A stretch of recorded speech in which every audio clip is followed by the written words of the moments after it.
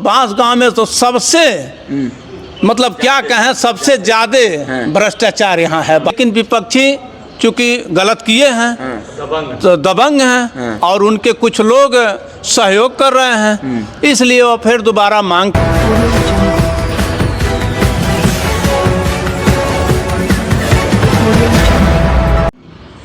नमस्कार मित्रों, आप देख रहे हैं कप्तान न्यूज़ 24 में विनय तिवारी। आज हमारी मौजूदगी है बांसगांव तहसील में, जो कि आज रविवार दिन है और बांसगांव तहसील में हमारी मौजूदगी है लगभग आज 10वां दिन है।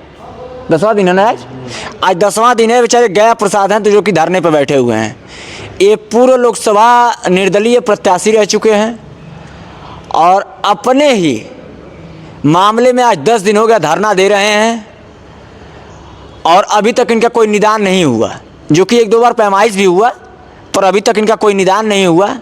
शुरू में मेरे को जानकारी हुई कि एसडीएम साहब बोले कि ये गलत धरने पे बैठे हुए हैं, मानक के रूप नहीं हैं, मानक के अनुरूप धरने पे हैं।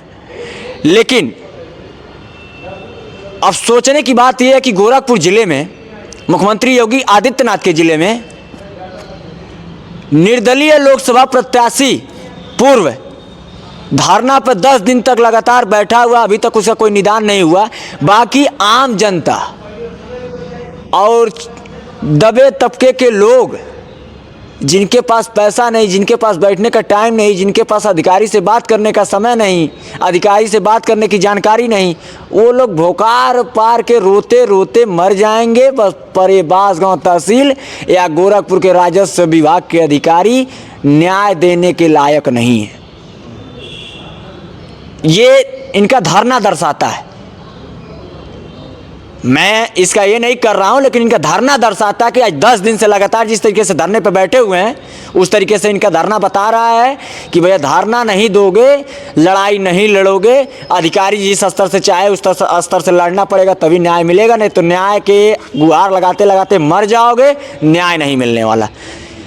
आज आपका 10वां दिन है। जी 10। अधिकारी का क्या आश्वासन अभी तक रहा, जो कि 2 बार पैमाइश तो हो चुकी? देखिए, अधिकारी का आश्वासन तो पहले ठीक नहीं था। हाँ। लेकिन जब हमारे असलियत को जान गए अधिकारी, हाँ। तो कहे गया प्रसाद लीगल हैं। हाँ। और इनका लड़ाई जेन्युइन है। हाँ। और इसी के तहत 2 बार पैमाइश हुआ। हाँ। पैमाइश में सही आया, हम पैमाइश से संतुष्ट हैं। हाँ। लेकिन विपक्षी चूंकि गलत किए हैं तो दबंग हैं और उनके कुछ लोग सहयोग कर रहे हैं, इसलिए वो फिर दोबारा मांग किए हैं। श्रीमान एसडीएम महोदय का आदेश है कि ठीक है, तुम्हारा तिरछा है नक्शा और तुमको तिरछा मिलेगा, फिर हम दोबारा पैमाइश करा देंगे और जैसे रहेगा उस तरीके से हम अब कब्जा दिला देंगे और निर्णय हो जाएगा। अच्छा, ये कितने दिन बाद आया कि आप लीगल यहाँ धरने पे बैठे हुए हैं, आपके साथ अन्याय हुआ? कितने दिन बाद ये आपको सुनने पे आया? अधिकारी बोले 5 दिन के बाद मिला। 5 दिन बाद तक कहाँ थे? 5 दिनों के बाद हमारी बात को कोई सुनबे नहीं किया, हमारे बात को अनदेखी किया गया। हाँ। और हमारे कागज को असलियत जिस दिन जान गए उसी दिन लोग समझ गए कि नहीं ये लीगल लड़ रहे हैं। और उसके पहले लोग हमारे जांचवा करने तो राजस्व के अधिकारी, तहसीलिया के अधिकारी गए? जी जांच किए और जांच के साथ साथ जो मुन्नू शर्मा जो एक सेकंड, इसका मतलब जो अधिकारी जांच करने गए थे, पैमाइश करने गए थे, वो भी इसका मतलब कि जो एसडीएम साहब को सत्यता नहीं बताए होंगे? जी, सत्यता नहीं बताया, इसलिए हमारे अधिकारी को जानकारी नहीं हो पाया और उनको गुमराह किया गया। प्रसाद लीगल अनलीगल लड़ रहे हैं, इनका कोई वहाँ औचित्य नहीं है लड़ने का। लेकिन जब अधिकारी जान गया असलियत, तब कहे नहीं, गया प्रसाद के साथ गलत हुआ है।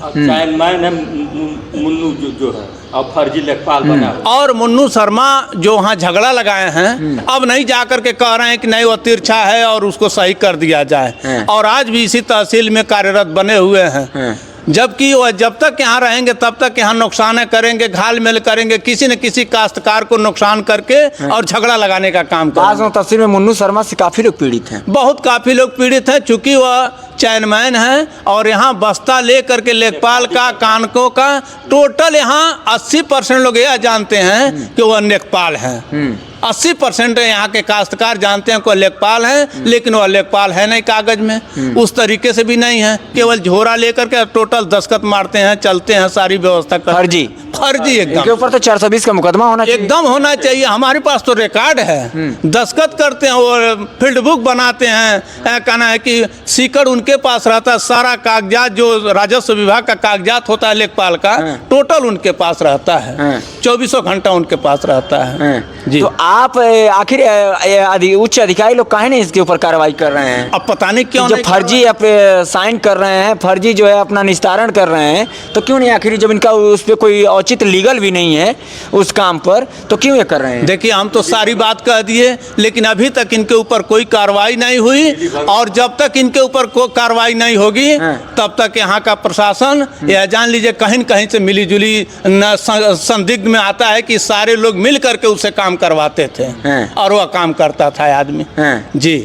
अकेले अपने दम पे अगर कोई संरक्षण नहीं रहता तो ऐसा नहीं करता। अरे भाई, लेखपाल का बस्ता है, कानगो का बस्ता है, और एक मामूली चपरासी जा करके और अपने स्तर से कानगो लेखपाल बन करके पैमाइश कर रहा है, दस्तखत कर रहा है, तो साफ जाहिर होता है कि मिलजुल करके काम किया गया है। नहीं तो 20 साल से इस तरीके से किया गया, आज कोई पूछने वाला नहीं है उससे। अच्छा, ये बताइए, आप पूर्व लोकसभा प्रत्याशी भी रह चुके हैं जी, बांसगांव से पूर्व लोकसभा प्रत्याशी और वर्तमान में बीडीसी सदस्य हैं बांसगांव ब्लॉक के।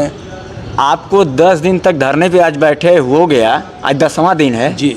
जिस तरीके से आप लड़ाई लड़ रहे हैं, क्या आज के डेट में हम जानते कि अगर कोई ऐसा लड़ाई नहीं लड़ेगा तो उसको न्याय नहीं मिल पाएगा? देखिए, यहाँ पर बहुत लोगों का तो बैनामा हुआ, खारिज दाखिल नहीं हो पा रहा है, बहुत लोगों का खारिज दाखिल हो गया, वो कब्जा नहीं पा रहे हैं, बहुत लोग पीड़ित हैं, लेकिन वो बेचारे आते हैं, दरखास्त देते हैं, उसके बाद चले जाते हैं, कोई सुनने को तैयार नहीं है, और दरखास्त रद्दी के भाव दरखास्त रद्दी के भाव में चला जाता है। वो अभी हमारे पास कनकइयो प्रमाण है, चूंकि अब जो हमारे ऊपर पड़ा है तो हम नहीं कह पा रहे हैं, लेकिन हमारे सामने प्रमाण है कि 2-3 ठो महिला कहना कि यही नौर वो कहना भैंसौली के बगल में है, भैंसही के, वो महिला बैनामा लिखाई 21-22 लाख रुपया लगा है तीनों लोगों का, और खारिज दाखिल भी हो गया, लेकिन वो 2 साल से दौड़ रही हैं सब।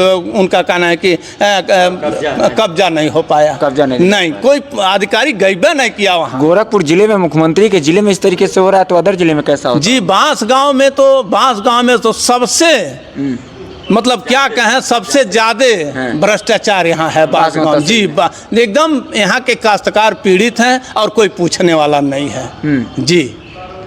ये बताइए, आपका कब टाइम दिया गया है दोबारा पैमाइश के लिए? अब देखिए, आज 2 दिन तो छुट्टी था, शनिवार को पैमाइश हुआ, शुक्रवार को, शनिवार इतवार छुट्टी है, हो सकता है सोमवार या मंगलवार को हम उम्मीद करते हैं पैमाइश होगी और हमको न्याय मिलेगा। आपको न्याय मिल जाएगा? जी, उम्मीद तो लग रहा है, हम तो उम्मीदें के लिए बैठे हैं, और जब तक न्याय नहीं मिलेगा तब तक हम उठेंगे नहीं धरना पर से जी।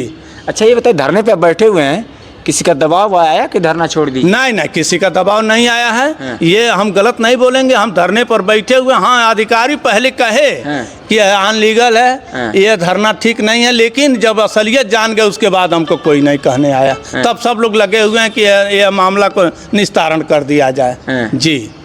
तो आपको उम्मीद है एसडीएम साहब से कि आपको न्याय मिलेगा? हाँ, अधिकारी से उम्मीद है कि हमको न्याय मिलेगा, इसीलिए हम बैठे हुए हैं।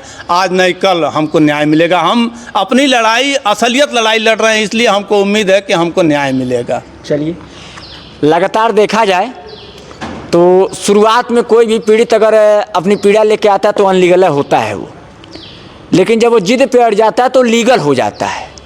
और ये बांसगांव तहसील की जिस तरीके से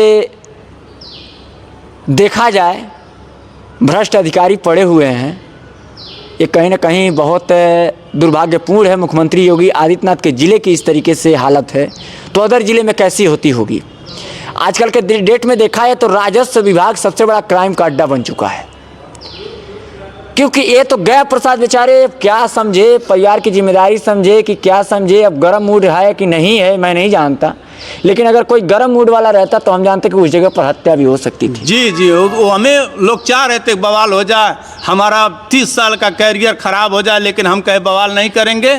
सारे लोग कागज़ किससे लड़ते हैं, कागज़ के हिसाब से लड़ते हैं, इसीलिए हमने मन बना लिया कि कागज़ के हिसाब से नहीं यहाँ से न्याय मिलेगा, हम जिले पर जाएंगे, नई जिला पर न्याय मिलेगा, मुख्यमंत्री के दरवाजे पर जाके बैठेंगे और हम अपनी बात सत्यता बता करके ही दम लेंगे। मैं ज़्यादा नहीं कुछ कहूँगा, क्योंकि जब ज़्यादा बोल दूँगा तो ज़्यादा बहुत बड़ी बात हो जाएगी। अधिकारी लोग बड़ा उस चीज़ को जो है लगते हैं शिकायत करने इधर उधर। लेकिन जितने भी दर्शक देख रहे हैं सबसे निवेदन है वीडियो ज़्यादा से ज़्यादा शेयर करिएगा। हमारी छोटी बड़ी खबर आप लोगों से पहुंचाने का प्रयास करते रहेंगे। जय हिंद, जय भारत, धन्यवाद।